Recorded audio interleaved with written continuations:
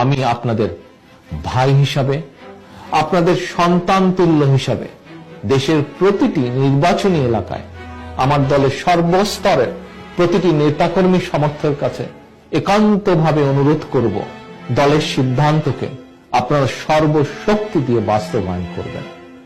আপনারা ঐক্যবদ্ধ থাকলে ভোট ডাকাতির সকল ষড়যন্ত্র মোকাবেলা করে জনগণকে সঙ্গে নিয়ে এবার আমাদের বিজয় ইনশাল্লাহ হবেই।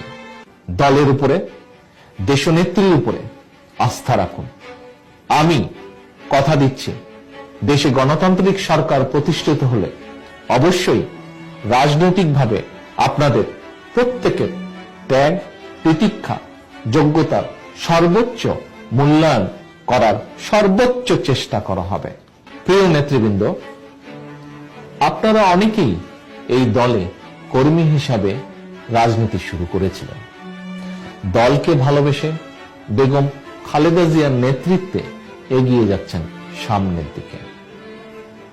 আমার দলের লক্ষ লক্ষ নেতাকর্মী সমর্থক আজ দেশনেত্রীকে শুধু নেত্রীর আসনেই নয়, বরং তাকে মায়ের আসনে অধিষ্ঠিত করেছেন।